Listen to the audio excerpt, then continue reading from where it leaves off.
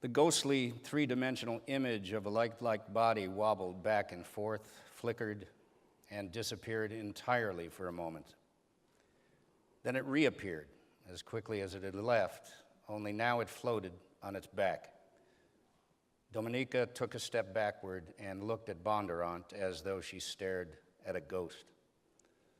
The object came to rest no more than an inch off the light table, as though it rose from the fabric of the shroud itself.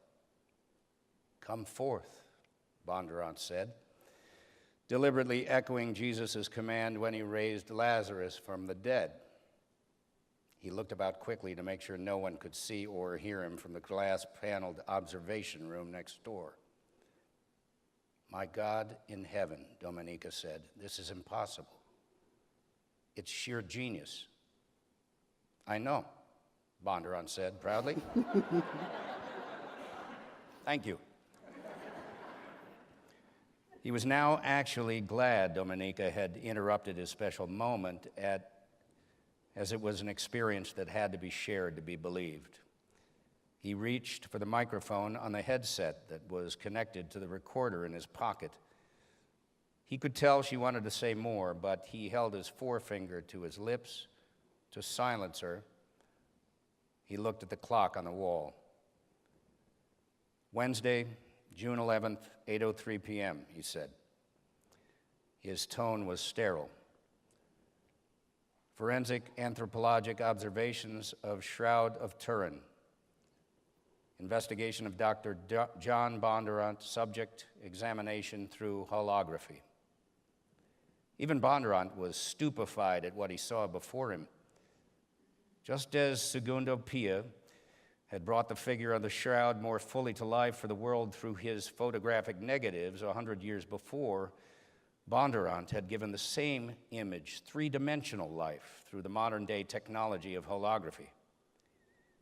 While the hologram was only an illusion of light made possible by precision laser projectors and multiple sheets of delicate mylar-type film, it represented the most lifelike image ever seen of the man who appeared on the shroud.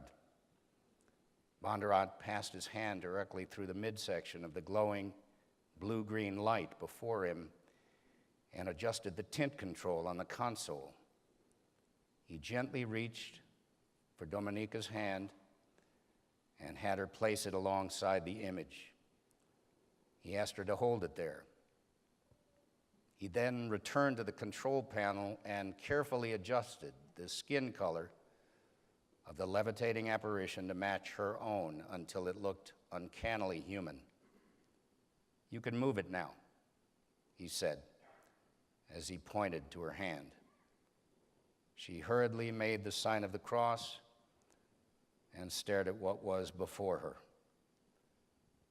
Subject is male, approximately 5 feet, 7 inches, approximate weight 150 to 160 pounds, Bondurant said into his microphone. It took him only a moment to conclude that the three-dimensional figure that glowed before them revealed details of the image on the famous shroud never seen before. This is actually going to work, he thought. What once had been a flat, ghost-like figure of a man on cloth now stood out in bold relief and brought Bondurant's goal, an anthropological autopsy of refracted light, within reach. He knelt and stared intently up at the body bathed in light only inches from his face. He scanned the figure from head to toe. The image presented appears anatomically correct in all 3 dimensions, Bondurant said. He tried to mask his surprise. He pulled a small tape measure from his lab coat and leaned slightly over the body of light. "Hold this for me, will you?" he asked Dominika as he handed her one end of the tape. He measured various elements of the luminous figure from end to end and side to side. "I find the lengths of the extremities, both arms and legs, to be in correct proportion to one another. The same is true as well for the width of shoulders and thorax. Individuals' muscular and skeletal elements appear to dictate mid to late 30s in age.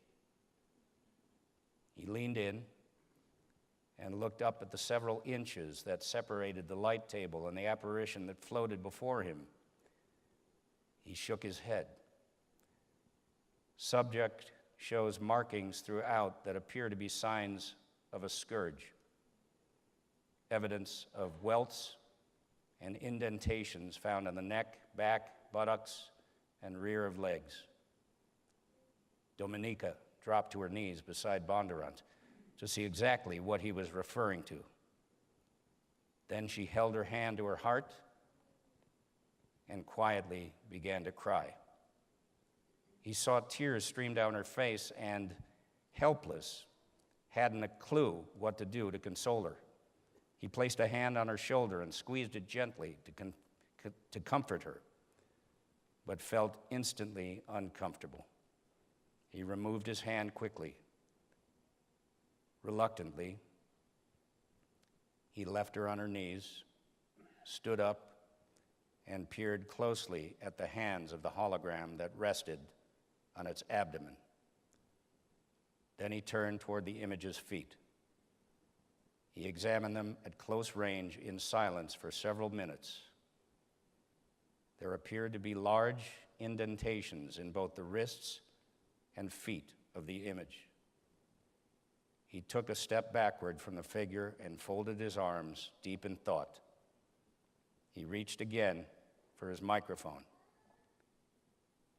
Individual was crucified, Bondurant concluded reluctantly.